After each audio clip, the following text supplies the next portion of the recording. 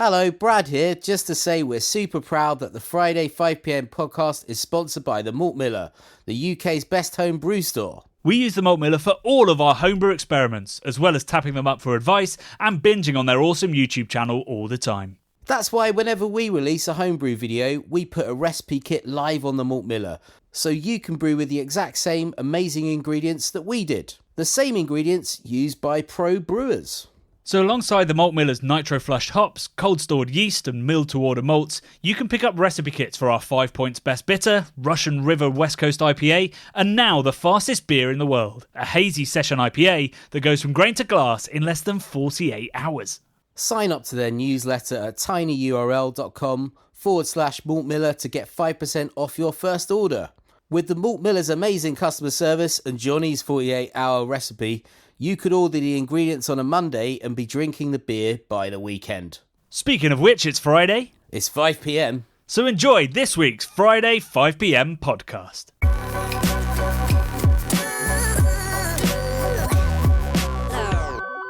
It's Friday, it's 5pm, and this might be a painful listen for you folks at home, but please take a second to think about me, and by the sounds of it, potentially Brad, who we've both struggled with our voices this week. Yeah, I haven't spoken to you on the phone because you've had no voice for the whole week, right? Is that what's going on? Yeah, Monday and Tuesday I had nothing. Like literally, it sounded like I was winded. Wow. For 2 days, and then Wednesday it sort of started returning, and then Thursday I had about 4 or 5 hours of meetings, so it kind of went again last night. But this morning it's holding up. And the reason it was like that is because I was up at Manchester Craft Beer Festival, yeah, where I usually do the talks and tastings, which there's sort of 30-40 people tasting beers with brewers and me asking questions, and we have a microphone. We've just introduced, and it was a roaring success, tours of the festival.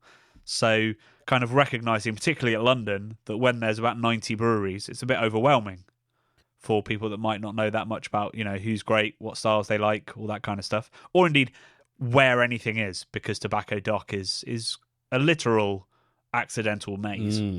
And having been to that festival now 6 years in a row, I still don't understand my way around it.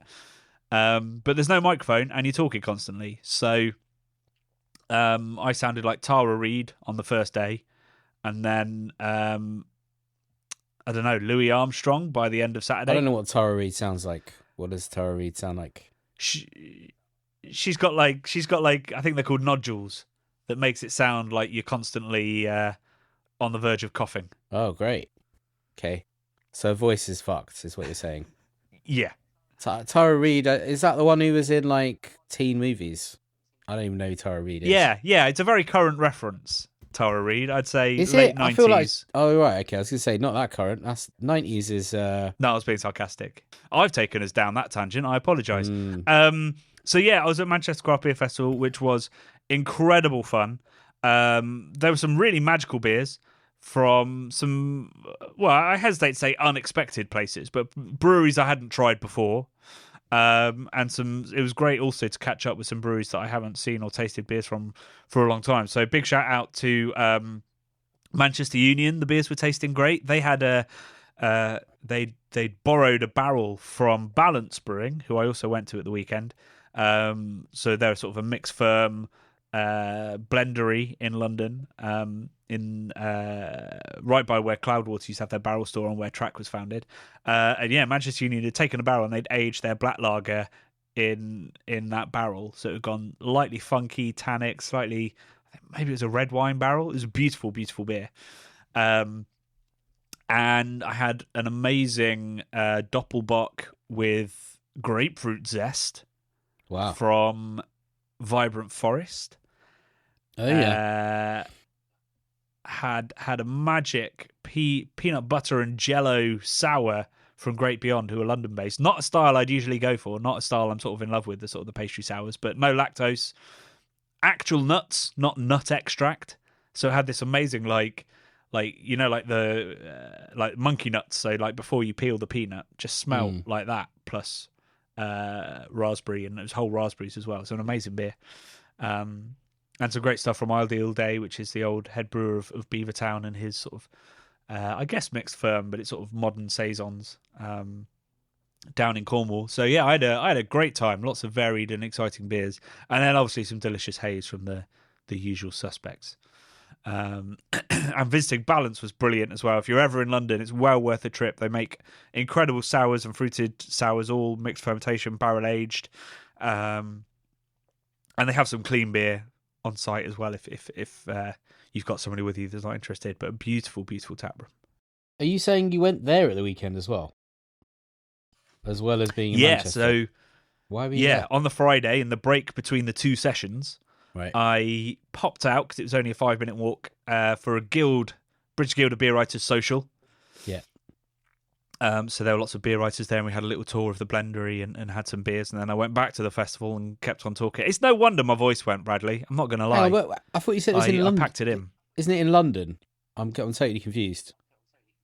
Didn't you just say you went to a brewery in London? I said the Great Beyond are from London, and they were one of the beers I tried. Okay. And they're in Hoxton. And they made the delicious sour. But no, Balance are just around the corner from Manchester Craft Beer Festival. Oh, fair dues. Nice. Okay. Well, it sounds I was giving like you a lot of information, to be fair. You basically you went really hard. I think you need a megaphone next time. I'm thinking I might get. Have you ever done a city tour guide where they give you a headphone and they talk, and wherever you are, you can hear them? I've no, but I've seen them where you don't need a guide and they just give you a self-guided headphone. So basically, you just done yourself out of a job there. Possibly. Well, no, I was thinking you can get one where you're a microphone and it broadcasts to like 10 different headsets, and you walk around cities and get the history of it and stuff. Sounds less. But I looked that up; they're like $2,500. Yeah, I think you just need a megaphone, mate. To be honest, preferably a pink sort of one you might have on a hen do. Something along those lines would be good, I reckon. I think so. It would very much suit the vibe of my tours if it felt like a hen do. Some peanut straws, a sash that says like world's best tour guide. You're all set. Great. Yeah. How was Mark Dredge? Were you doing co-guides or were you on separate missions? Yeah, we were separated, kept separate. So while I was doing the tours, he was doing the tastings, and while I was doing the tastings, he was doing the tours. I get you. So we were crossing paths in between, but that was about it. But it was very nice to work with Dredge, and we had some beers, and it's always a joy to hang out with Mark. He managed to stick around for I did a talk promoting the new book, which was very nerve-wracking. A, because he knows a lot about beer history and is an excellent writer, but B, because I also used his books endlessly as a source. So at various points, I was just regurgitating his stories in my tone of voice. But he seems to enjoy the talk, so I think I got away with it. Okay. The Dredge I think so. is a humble god. That man can drink a lot, process a lot of alcohol, and not be hungover, which is impressive. Yeah, the bit that you folks wouldn't have seen in our tour of Prague was essentially us being dragged, not quite physically, but it probably would have been quicker if we had been dragged physically around all these places, because Mark had the energy of a toddler, even 6 or 7 pints in, and indeed in the morning, whereas Brad and I were shadows of our former selves by the end. He's like an ultra marathon runner or whatever, isn't he? Well, not ultra, but he's a marathon runner. So, well, he was telling me that actually he's lost his ability to drink because he's now an ultra marathon runner. Oh, really? That's interesting. Yeah, he's drinking a lot less and doing a lot more healthy stuff, and indeed he's writing for running websites and stuff now as much as he is beer. So he's found the balance that most beer writers crave and inevitably will never find. So he's winning. Cool. Well, good to hear it. Big fan. Good for him. We have more very exciting beery stuff to talk about because we didn't do a podcast last week. Apologies for that. The reason for that was because we had a very busy week because we drove up to the beautiful, beautiful Peak District to visit Thornbridge to have a little explore of their Burton Union set. Yeah, man, it's very impressive. It's it's a hallowed piece of kit, isn't it? It's very much part of brewing lore here in the UK. I think it's got a sort of mythical status to it, and what it might imbue upon a beer if it's run through the union set. And I saw a new what it looked like, but didn't quite know what to expect, the scale of it or the particulars of how it might look when we got there. So it was an interesting one to go and look at for sure. More metal than I was expecting. I thought there was going to be more of a sort of medieval vibe to it, but it was kind of like steampunk in that it had lots of wooden barrels, well, 6 massive wooden barrels, and then fuckloads of stainless steel and also some like almost garden hose, I would say, connecting stuff. It was quite a ramshackle looking bit of kit.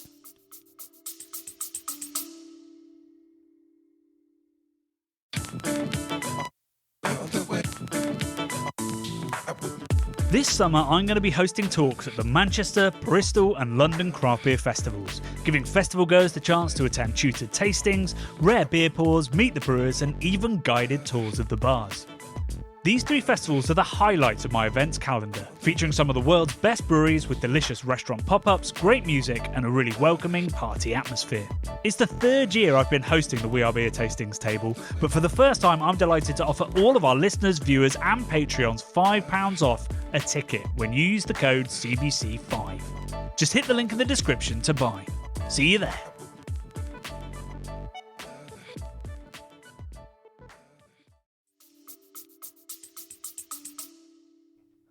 Yeah, well, I think it was slightly ramshackle because Thornbridge had made some modifications to make it suit what they needed and what they wanted their beer to sort of do within it.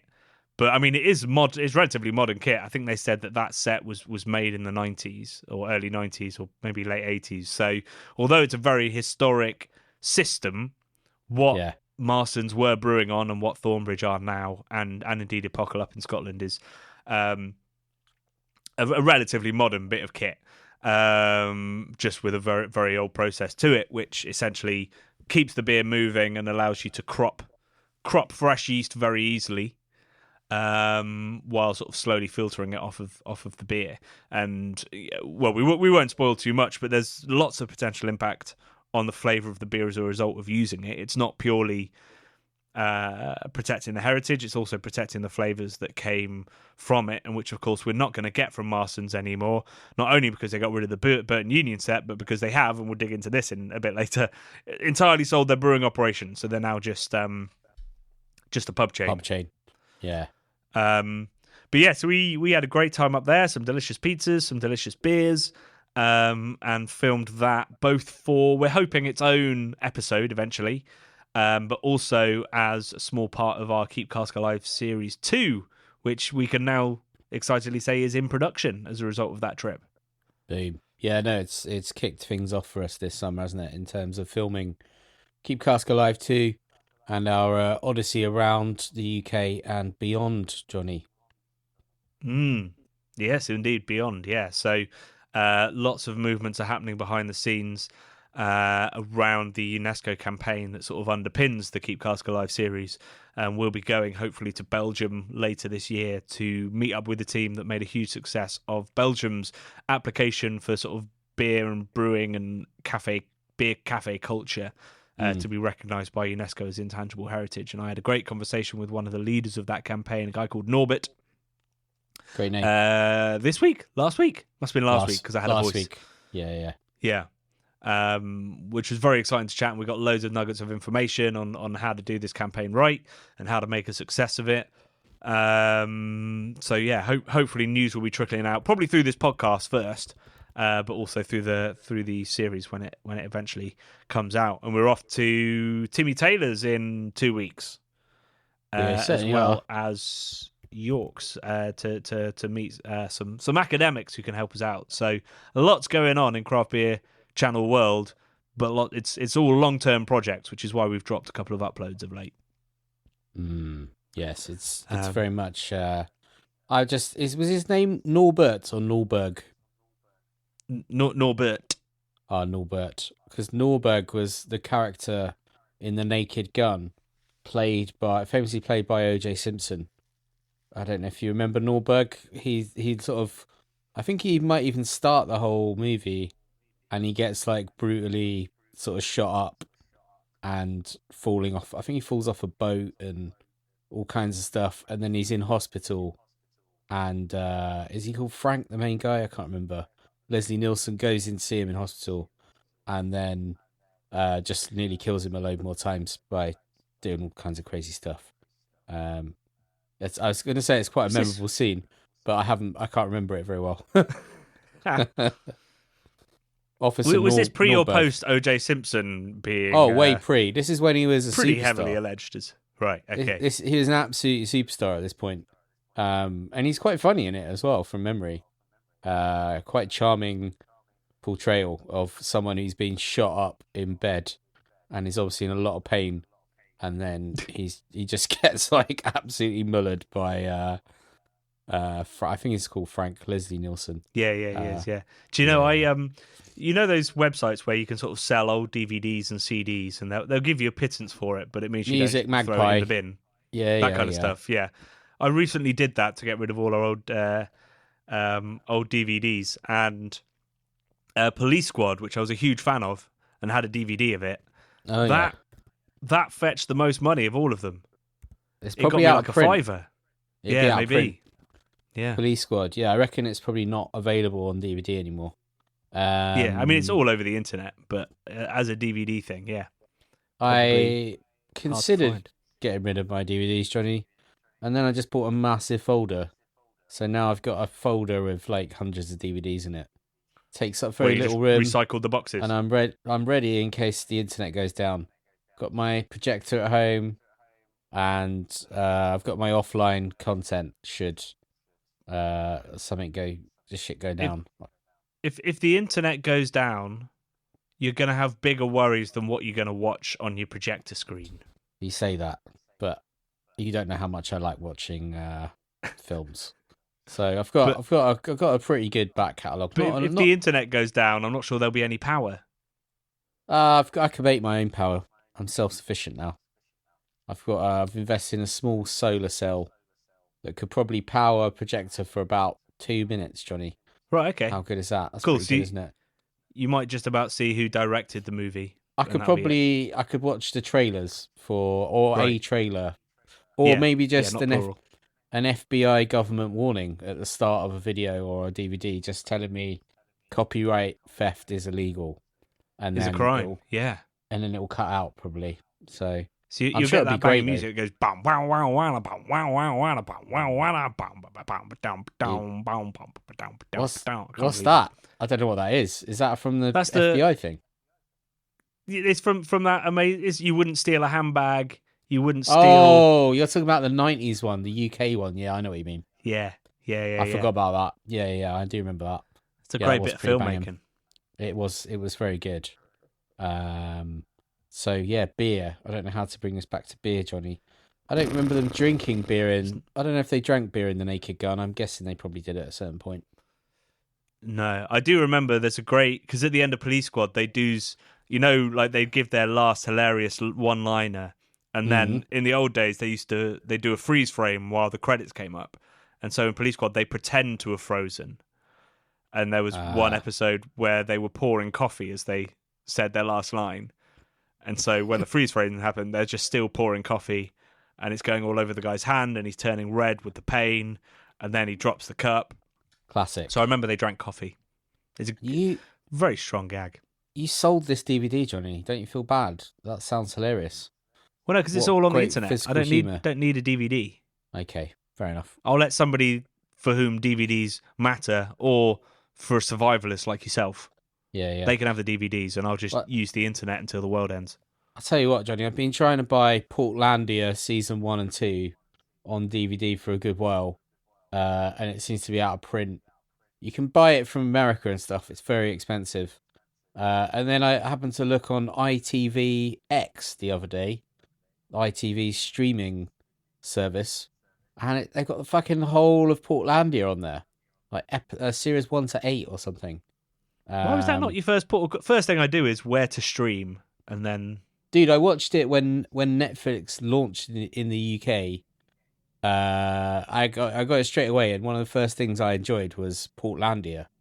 And since I don't know, it's probably been like 10 years or something since it hasn't been on Netflix.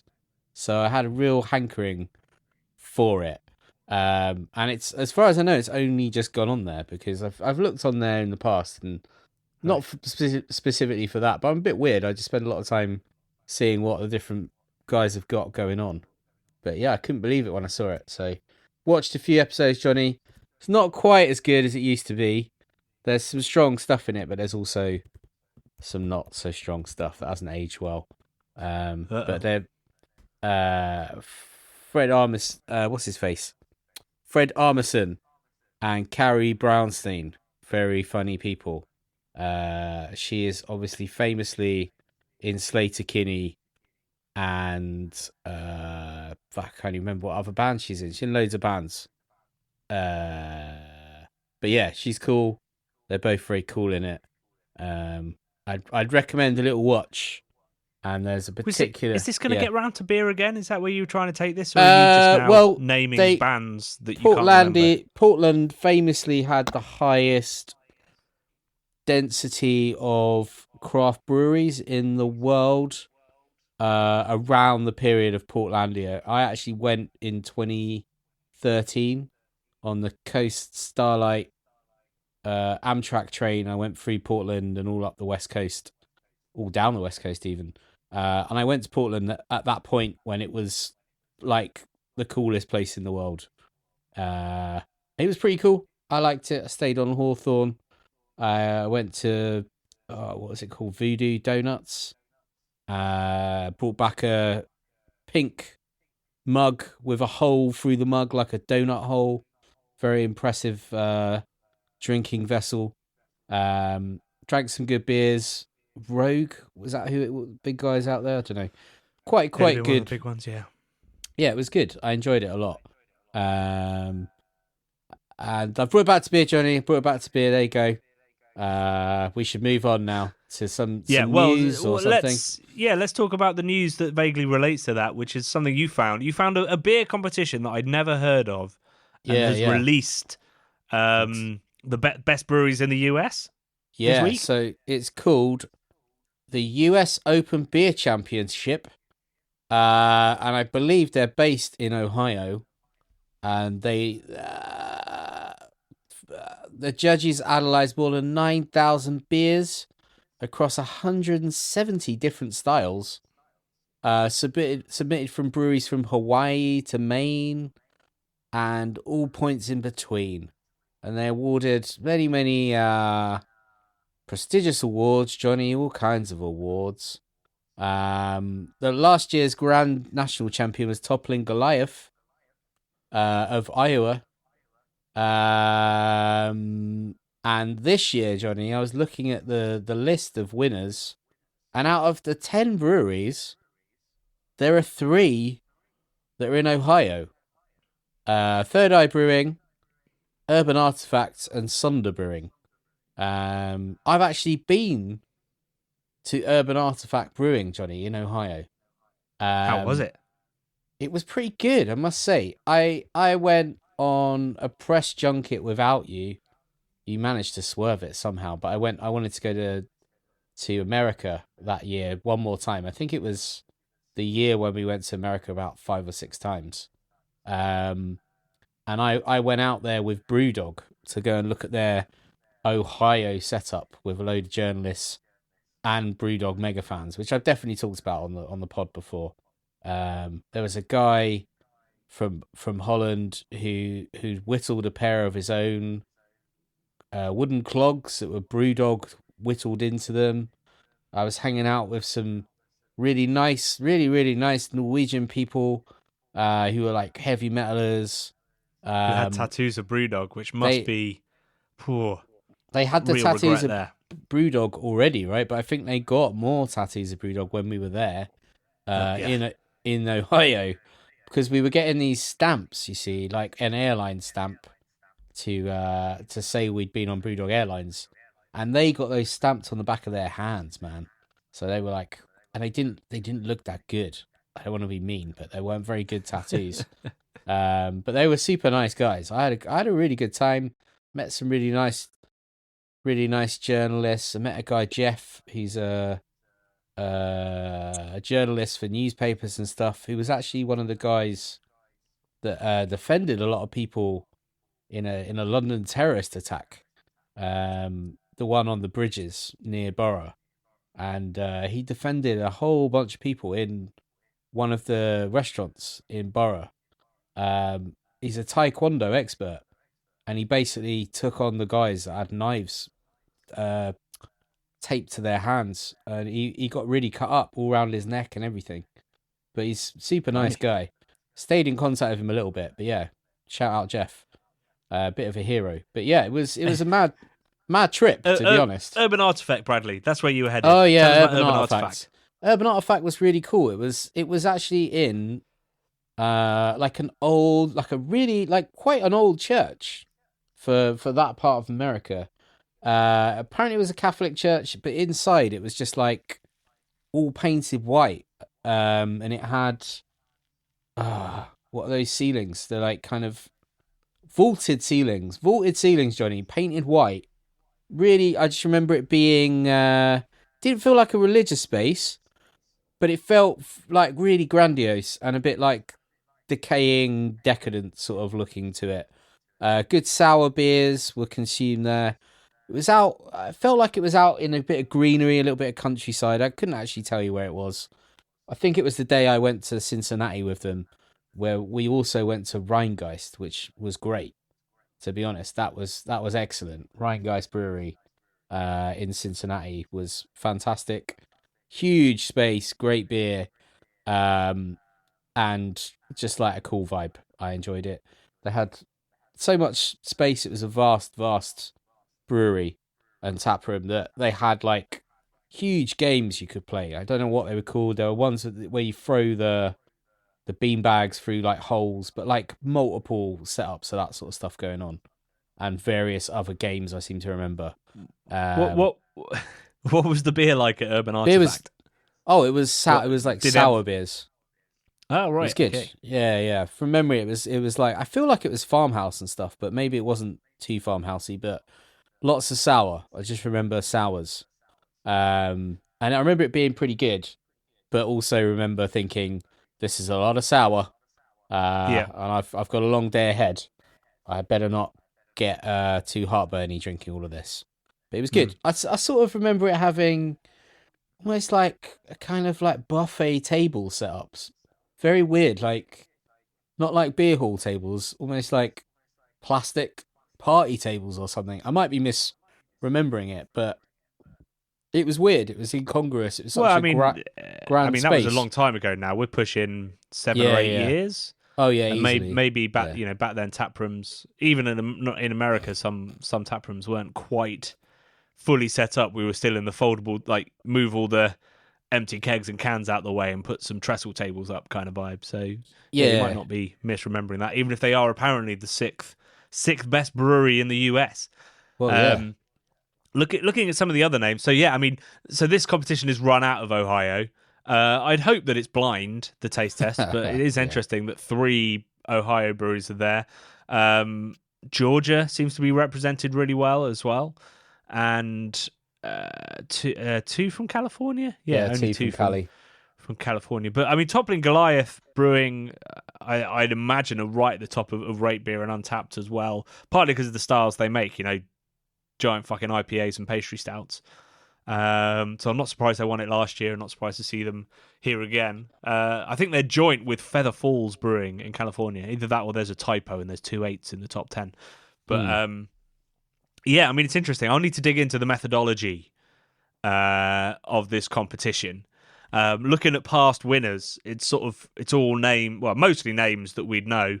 So it's Firestone, Ballast Point, Deschutes, Sweetwater, which is quite an interesting one. One of the sort of the early sort of sellouts. I don't know what the right word is. And Maui, who make obviously amazing beer and now own Modern Times, which is a wild sort of turnaround. But yeah, I'm going to dig into that because there's a lot of breweries there that I haven't heard of and a competition I haven't heard of. And I guess we need to stop flying over Ohio and maybe go to it. Or Well, at least I do. You've actually been. I've been, and I did think, wow, this is a lot of BrewDog bars I'm going to. That's what my main take home. But I did think there was some merit there for sure. So it's interesting to see this list. Like you say, it seems a little bit fishy that there's 3 actually from the great flyover state of Ohio.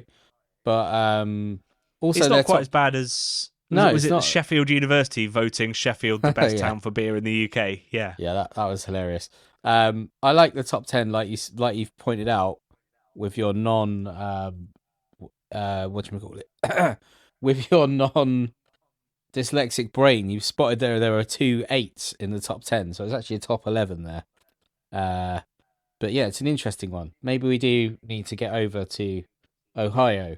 Maybe the Ohio Tourist Board will want us to come over and say, "Don't fly over, have a stopover and get really a drunk." layover. Yeah, A layover. that sounds like the kind of messaging that that tourist boards really go for, and that's why we've seen so much success working with tourist boards, because they're all desperate to work with the alcohol industry. Right, let's talk about the other news. So just dipping back into Thornbridge, obviously Marstons this week announced that they were selling the entirety of their brewing arm to Carlsberg, which culturally is devastating news. You know, like one of the last sort of regional breweries, independent-ish regional breweries in the UK. Whatever you think of their beer, and you know, I would never reach immediately for a Marston's beer. The way that they were making it was incredibly historic and interesting with the Burton Union. And indeed, some of the styles they made, they still made a Burton ale and stuff like that. But the quality was average at best.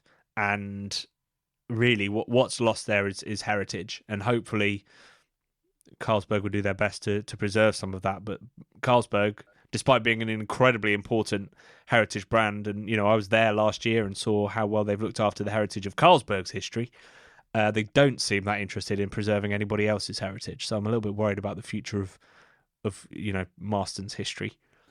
Yeah. I thought it was interesting that the same day Carlsberg bought the 40% stake that Marston's had in their CNBC venture together, Carlsberg Marston's Brewing Company. They also bought, they paid 206 million for that 40% stake. They also bought on the same day Britvic, which they paid 3.3 billion for, Johnny. 3.3 billion. How mad is that? They bought Britvic on the same day that Good Lord, I didn't know that. Yeah, they bought that stake. Right, so I had a look into the Britvic brand catalogue. Shall I give you some of the highlights? Sure. You got this must be, they must own licenses to produce these in the UK because they're American brands, but Mountain Dew, Rockstar energy drinks, R. White's lemonade. I'm a secret lemonade drinker. Tango, Johnny, another classic UK brand. They've got Pepsi somehow, so they must be licensed from PepsiCo. They got Lipton iced tea. This is a big one for me, Johnny. They got Jimmy's iced coffee, which I know you don't hate either. So now Carlsberg owns Britvic. Owns Jimmy's iced tea, which we both agreed is actually quite a good iced coffee. Gatorade. Well, no, that's not what I've said. It's the best of the supermarket ones. Yeah. It's still not good. No, I know it's just got less sugar in than the others. 7-Up, Johnny. And then some brands I can't say I've ever heard of, really. There's a 300-year-old brand from France called Taisier, which is an iconic French brand. Uses quality ingredients and bespoke recipes that capture the essence of real fruit or the plant that inspires every single Taisier syrup. And then it's made in the same factory as Tango. Yeah. From still to sparkling, cold to hot, mocktail to cocktail. Adding Taisier brings more colour and flavour to any time of the day. So there you go. There you go. I thought that's quite good. But yeah, Robinson squash as well, mate. So Carlsberg can now bring out some legit shandies from these. A Yeah, Pepsi some pretty wild shandy, collabs in there. Yeah. Tango shandy, R White shandy, 7-Up obviously shandy. They got some options, man. They got some options right there. Talking of sort of the idea of mashing up beer and non-alcoholic stuff, Johnny, found an article from NPR in America as well. Should kids be able to buy non-alcoholic beer, wine, and mocktails? Because apparently, in most states in America, there are no age restrictions on who can buy adult non-alcoholic beverages, which I didn't realise. Same in the UK. Same in the UK. There you go. So that means they kind of quote that I read basically said there are no consistent age limits for non-alcoholic beers, wines, and liquors, likening them to candy cigarettes, which, to be honest, I used to love as a kid. I'm not quite sure why I like them so much, but I really enjoyed buying packets of candy cigarettes. And you know what? I've never really smoked a cigarette in my life, Johnny, so I can't say that it made me want to smoke when I grew up.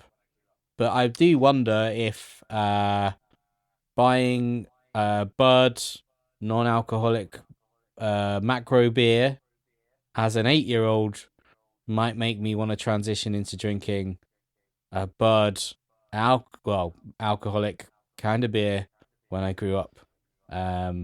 It seems to be more of a cultural thing to me. I think.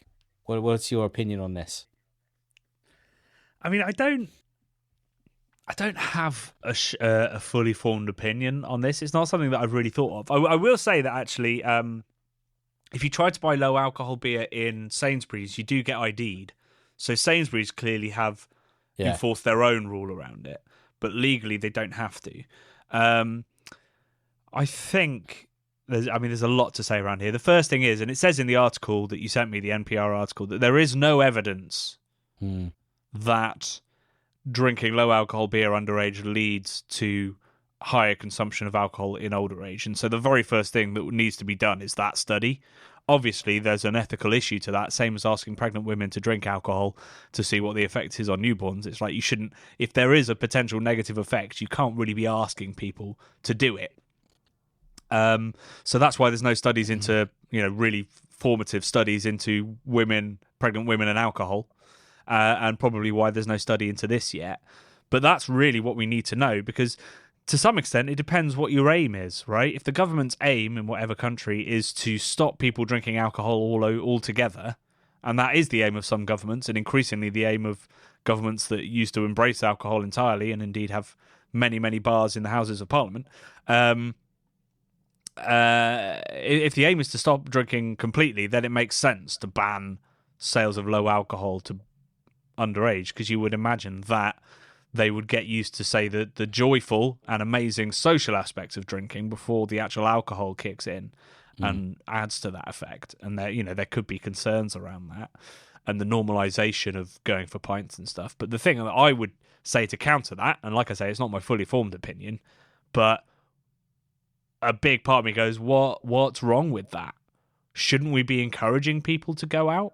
Shouldn't we be encouraging people to interact? And if beer is a huge part of that, and I know that it is, I've written a book about it, 3 or 4 chapters about that element of it in the new book, we should be encouraging that. There's all these, I read a really interesting article, because I now read articles about parenting, about basically they're saying like video game addiction is on the up. The issue isn't video games, it's us. Because it's become so expensive for kids to go out. If they want to go hang out somewhere inside, they have to pay $5 for a sugary coffee now. If they want to go to the skate park, oh wait, they've closed it. They want to go to the park, oh wait, there's parents that are precious about their toddlers and won't let teens play anywhere near. There are no youth clubs, there are no youth sports. So where are these kids supposed to hang out? They don't. They stay at home and they talk to each other online and they play computer games. And if we think that that's an issue, then the last thing we should be doing is encouraging them not to interact in places where sure, alcohol abuse happens in pubs, but most of it happens at home, and that's demonstrably true through studies. And actually, in the pub, you have somebody that's looking after you, and that's the bartender, who is moderating your drink, and if you are consuming too much, should be stopping you from doing it. So I personally think there's the potential for kids drinking low alcohol beer to learn the joyful side of alcohol before the alcohol actually hits. They can see that having 2 or 3 pints with your friends is a joyful thing. It's a communal thing. It's like sharing your food, sharing pints and offering each other beer and having conversations where there is no other focus other than the pints in front of you and the people you're with. So I would wait for some studies to prove it, but I don't necessarily think that under 18s drinking low alcohol beer or wine or spirits it's not necessarily a bad thing. No. But I know there'll probably be a lot of people out there that disagree with me, and maybe when my daughter's 13 or 14, I might feel very differently about it to her being a toddler. I haven't got any kids of my own, sadly, but I've been in the presence of my friends' kids when we've been at like a pub, and I'm sat with a couple of friends having a pint, and their little toddler has cheersed us enthusiastically, wanting to be part of. My daughter does that all the time. She loves it. So it's quite cute, and you can see how the social thing is a good thing, and they're kind of into it. They don't know it's alcohol. They don't know what it is at that point. So you could argue that it doesn't really matter. But obviously, it's something that's branded up to look like a beer, which we associate with being mood changing. Yeah, and I mean, the rest I of think it. it's like it's us projecting onto kids a little bit. Like we 'cause they project don't because know. we look at beer and go, "Whoa, I have these bad memories. I've made these bad decisions. I know people that are alcoholics because of that." But kids don't see it that way. Kids No. will see it as a way of being grown up, and they might even treat it. We look at the alcohol abuse in the UK compared to the continental Europe, where they can drink at 16. There's a lot of evidence that points to the idea that introducing alcohol a little bit younger and doing it gradually really helps people manage and understand the impact of alcohol. And a lot of whereas sending them off to university or out into the world the same year that they can drink is actually a pretty fucking stupid choice to have made. Like, go live on your own, and by the way, you can have this depressant drug at the same time. And it is a kind of mad thing that we've done. Well, we've kind of put it up on a pedestal as something that naughty, a bit taboo. Like, no, you're not allowed to. No, that's alcoholic. Stay away from that. Whatever. But a lot of continental Europe, the kids are having a small little glass of wine with a meal and stuff like that. It kind of takes the. Sorry, go on. Well, I was just gonna say, it was only 100 years ago in the UK that kids would have alcohol with every meal. Yeah. It's not that long ago that kids were drinking with the adults at meal times because that was the tradition. And you take the stigma and the kind of mysticism out of this liquid that we're all kind of fascinated with, and it becomes normal, right? So you don't fetishize it. You don't like have that culture, I think, which I don't think we have it quite as much as we used to, but it was like, gotta get pissed before the pub closes because I've only got a few hours here, and I've got a bit like binge drinking essentially. Like, I think those guys don't have a problem with that in the same way that we do, because they're like, well, it's drinking's fun. It helps you have a better evening with your friends. It makes you more social. Whereas we're like, we were at one point like, I've got to get annihilated because I've only got a certain amount of time. And I've got to have a good time. This is how I have a good time. So this is only a personal perspective, but like my parents were pretty. I was about to say lax, not the right word. Sorry, mum and dad. They were pretty relaxed about me drinking underage at home. And, my brother gave me beer pretty early on. I talk about this in the book as well. And they were quite happy for me to have, a bottle of beer at, I don't know, like 16-ish. I also worked in pubs from the age of 15. I was on the restaurant side of the pub, but I could see the pub going and was there until late. And I used to kind of dislike getting really drunk.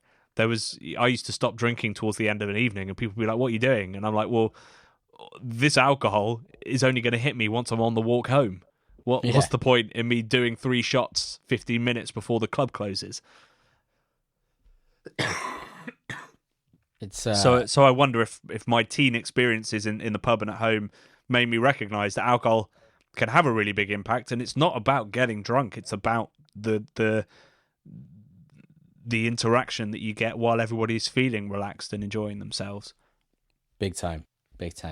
So basically, we've got to start buying our kids 6-packs of low alcohol beer and going, "Hey, little Brad, hey, little Johnny, there you go, son.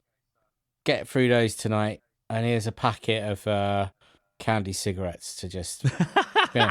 We're gonna watch the 6-pack of Bud and some cigarettes, and we'll watch the football on Sunday. We'll watch the footy, lad, and we'll have a great time doing it, son. There you go.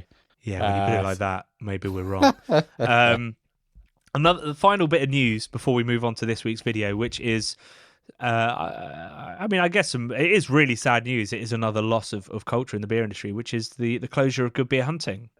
It's taken us this long to get here, but it is a big loss, like you say. I think they were one of the big sort of tent posts of this culture, right? Worldwide. I think a lot of people look to them to form opinions and learn about beer and about the culture of great beer.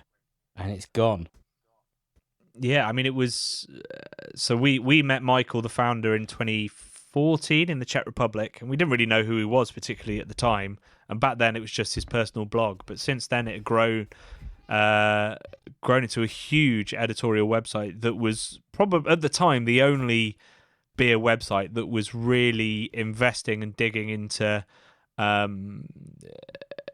stories and giving room, 3,000-4,000 words to an interesting story and to interesting people, and doing beautiful photography with it.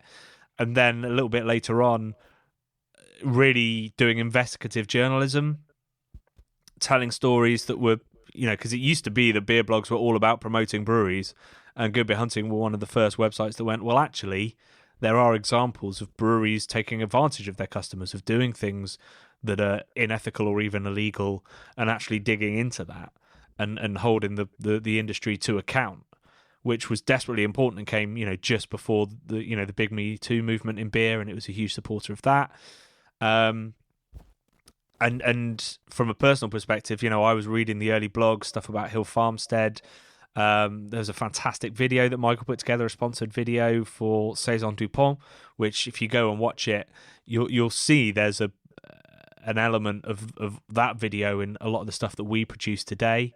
I was very inspired by that video when it came to working out how we do our long form pieces on breweries. And it was the biggest editorial website for beer in the world for a time, particularly once you counted its podcast, which I think still gets over 1 million plays a year and stuff. So it was, a global leader and translated into lots of different languages to keep up with the demand. And now that it's gone, it leaves this absolutely huge void that I have no idea. I mean, there's nothing similar. There's nothing at all. Pellicle does some of the sort of the long form, I guess, character pieces on beer, but it's not focused on beer as a website, and it's certainly not doing any sort of in-depth news or analysis. There's some analysis, but not big in-depth analysis. The podcast is sort of feature-led rather than and sort of personality-led rather than the very newsy ones that Good Beer Hunting were doing. And I'm worried. I don't know who is going to be holding craft beer culture and breweries to account now. Websites like Brewbound will regurgitate some press releases and maybe do a bit of analysis, but there's nobody really investigating this stuff now. So it's a huge loss. There's a lot of very, very talented journalists that won't have an outlet. I haven't written for a good couple of years because Craft Beer Channel and the book sort of took over, but some of the best writers in this country and in the US relied on Good Beer Hunting, and there's no one that's going to pay them that money regularly and give them the freedom to write that they they want. So it's the more I think about it and the more I talk about it, the more devastating it kind of feels for the industry. And it's not one of those stories of, it couldn't make money. I mean, it never made money. It was always propped up by Good Beer Hunting sort of design studio side. But it has, I guess, for Michael, it became too much of a burden and too ambitious, and he couldn't keep up with it, which is something I think probably you and me can sympathise with when it comes to Craft Beer Channel. That when you're a small team and things gather momentum, sometimes it starts to feel. Well, I certainly feel like with the cask ale thing, it's keeping me awake at night right now. The potential impact it could have, but the potential flop that it could be. And we're not fully in control of that because there's so many different elements to it. There's lots of different people working with us on it. And, sometimes you just want to tear it all down and just be like, I just want to talk to camera in the studio for 52 episodes a year instead. So, yeah, reading Michael's statement, I really sympathised and felt it in my bones, a lot of the things he was saying. Yeah, I mean, he's a guy that did this. He created this thing. He manifested it, like I think he said, out of sheer will that he wanted to do it. Right? It didn't make any financial sense for him. Never really did, by the sounds of it. No, there was only 1 year where it broke even, and he gave all the profit that it made. Because I was writing for them at the time, he gave it all Bonuses to us journalists based on how much we'd written. So I'd written like 5 or 6 pieces, and literally for doing nothing, I got, I think it was about $250 just in my bank account, just as a surprise, which was an incredible way to run the business when it's the first time it's made a profit. Yeah, really nice. He's a good chap, and obviously he's doing well with his other businesses anyway. But presumably the Good Beer Hunting site and everything is going to stay live, and that's a resource and an archive going forward. And he has said he wants to bring it back in some sort of form, but he needed to make a clean cut from it to see to stand back for a good while, and then see where it could go from here. So I don't know if that's genuinely something he's thinking of changing it in the future and bringing it back, but for now they've shuttered. Yeah, I mean, Michael's like me. He'll never be able to rest if he's not producing content and art. And a design house can only sort of cater to a certain part of his sort of creative muscles. So I'm sure that there will be something back, but I'd imagine it'll be pared right back, and probably with a more simple and profitable business model. But they're still doing we'll what that is. Sightlines, right? Which is the like businessy sort of side of it. I believe that's still going, right? Subscriber based, industry newsletter and analysis. Yeah. So but I mean that's not something that's going to be relevant to sort of day-to-day drinkers, but very much to those that are in the industry. Analytical sort of stuff. Yeah. Right, we're at 54 minutes, Bradley, and we haven't talked about the video whatsoever. So let's quickly dig into it.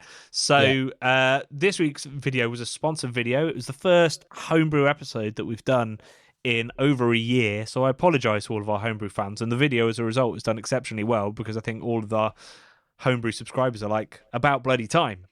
And I'd love to tell you there's lots more Homebrew content coming, but because of Keep Cask Alive, it's probably going to be early next year. But we have this video. It is an ambitious video. We are trying to produce an IPL using an ale strain and doing it in 2 weeks.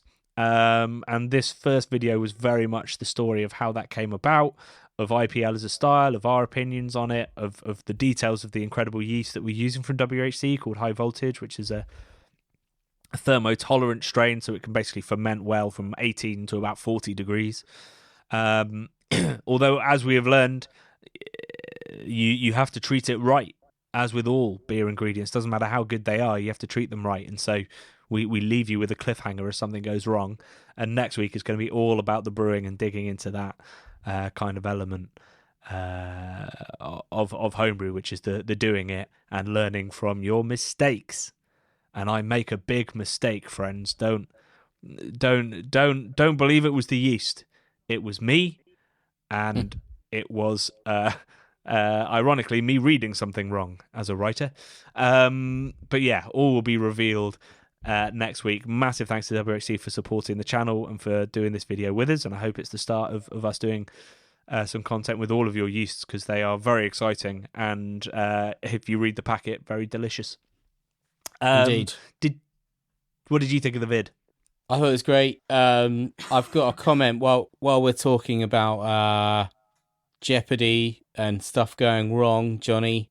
I got a great comment, the most liked comment on any of the comments thus far, from Kavindra Sufavan 7838. Homebrews are back. Can't wait for the return of Crisis Beer Channel next week. Laughy face emoji. He's not wrong. Nope. But yeah, Crisis Beer Channel. I guess that is a sort of running theme in a lot of our homebrew content. It's like stuff does go wrong. We are honest when stuff goes wrong, which I'm not saying other people aren't honest, but other people that do like home brewing, I don't feel like I see a lot of their things going wrong, and that's probably a choice they've gone. Well, we were, like, I'm sure the stuff does go wrong for them, but they've made an editorial choice to look perfect, or more experienced, or whatever it might be, but an authoritative type role, whereas we are very much this is about trying to create a new beer style, essentially. So of course there's going to be some hiccups on the road. Yeah, I mean, I think there's definitely an editorial decision by some YouTubers to not sort of show the darker side, and definitely Instagram homebrewers, but that's partly because they've got a smaller platform, less time to tell their stories. But I mean, a major reason why I think we stumble across issues is because we're very ambitious in what we try to do, and because we both know what beer should taste like, so we do not accept any kind of flavor flaw.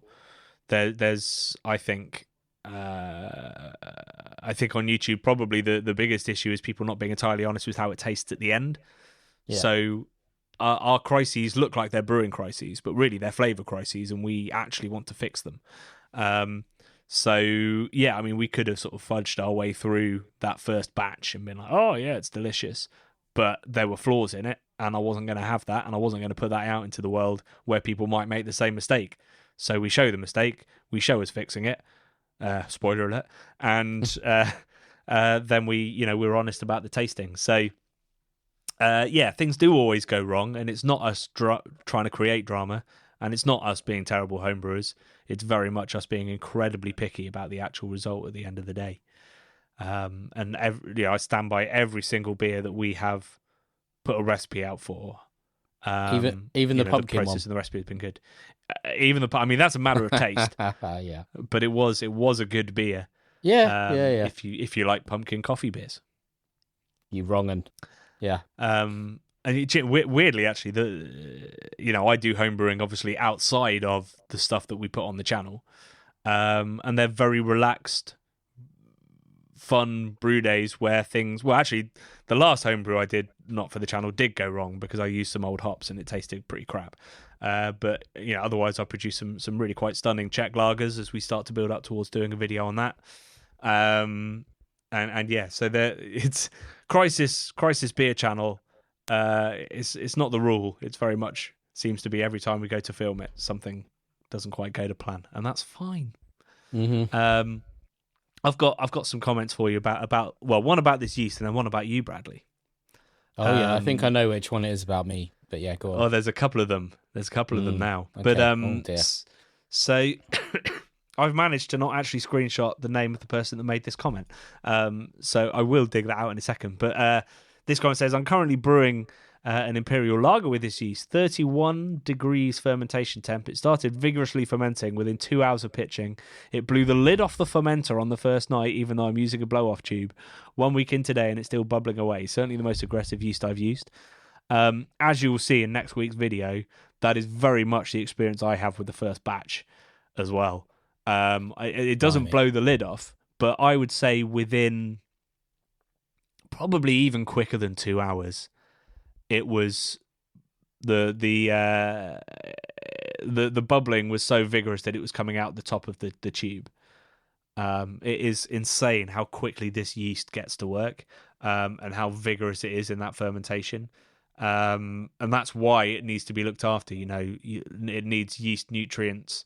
It needs the right pitching rate to do its best and to give you that really clean profile that this yeast is capable of doing.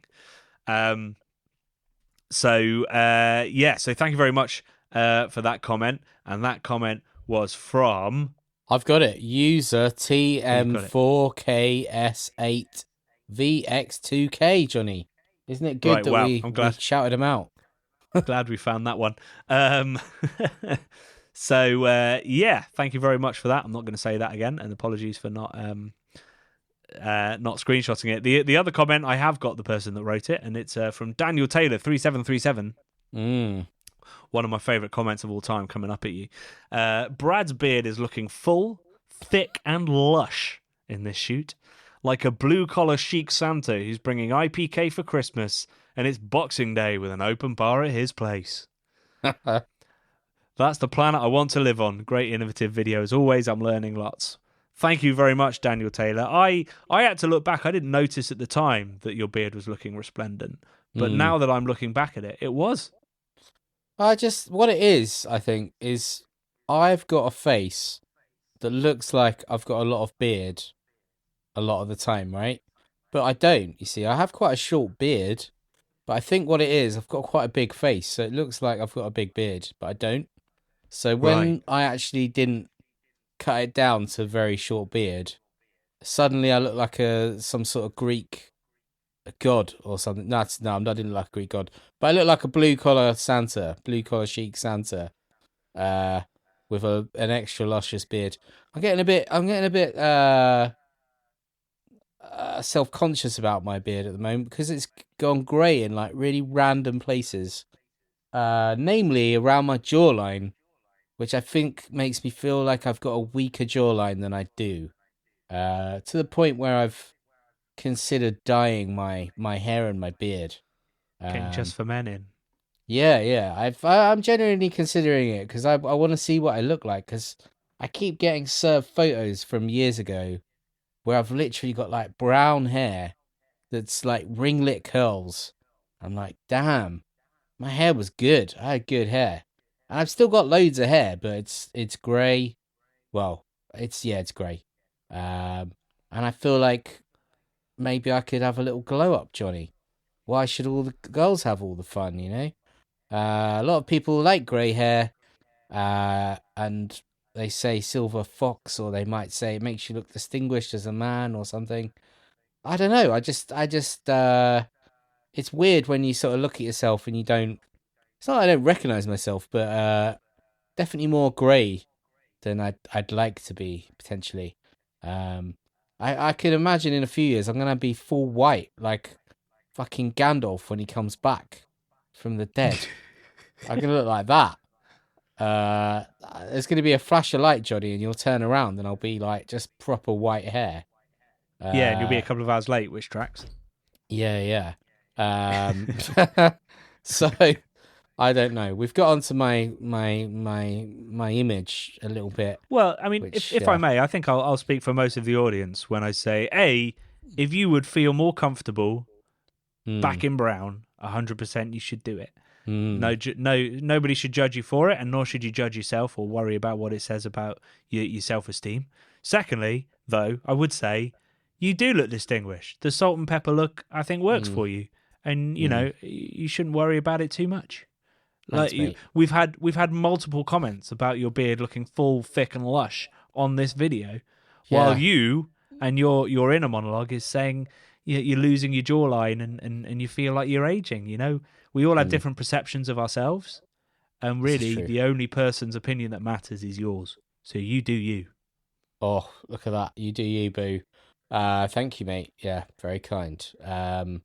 Yeah, I'm still considering it. I've been looking at Amazon reviews of Just for Men. Okay, don't get the stuff on Amazon. I'm going to step in there. Bad products. It's not got a very good rating, so you know. But yeah, I might dye my just hair. don't come to the next shoot with like red hair or something because you scrimped on the dye. Maybe I'll come back with sort of Trump, sort of blonde, feathery hair. Yeah. No, Well, that seems to be in. People are dyeing their tips and stuff. And also people are shaving their beards.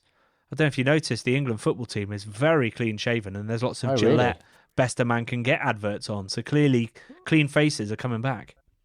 Well, surely that's because they're getting massive bungs from Gillette to shave their sexy beards off, Johnny.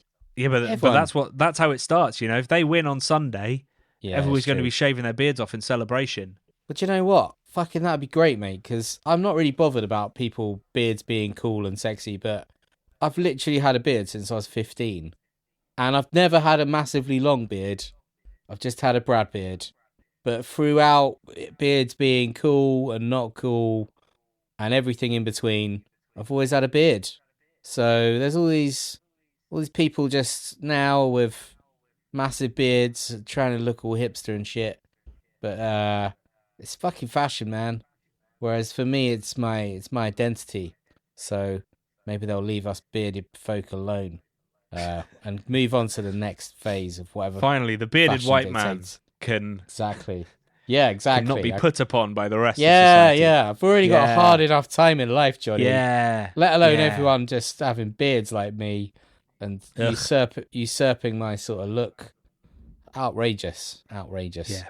Being a white man's the worst. Right. It's terrible. On that bombshell, we're going to end this epic podcast. Both our voices have held out. So that's a relief, and we'll be back on Wednesday with the second episode of our Homebrew Odyssey, sponsored by WHC, and of course backed by our amazing podcast sponsor Malt Miller. Huge shout out to those folks who I know will be in the office later today listening to this. Thank you very much for all the support with this video as well, which seems like a very salient point to mention that tickets are selling well for our festival on the 14th of September in association with Malt Miller. The afternoon session is selling particularly well, so if you're intending to come for the day session, do get your tickets sooner rather than later. We are on the verge, so close to being able to announce the breweries and the beers that are going to be served at the festival. We have some really exciting hypey breweries and some of the breweries that we've been championing for a while on the channel that don't get the love they deserve or are pretty new to the scene. So it's going to be a great mix, really interesting mix of beers as well. Don't expect this all to be IPA, although there's a couple. And yeah, we're hopefully going to announce that in the next fortnight, I would say, because we will also be brewing the beers starting in the next fortnight too. So yeah, tickets for that festival on the 14th September at Hackney Brewery are available at the link below, and all the details that you'll need, now including some of the homebrew clubs that will be pouring in the homebrew tent as well. So yeah, check that out, grab your ticket while you still can, and we'll see you next Wednesday to find out what I did wrong with RIPK. Love and beer.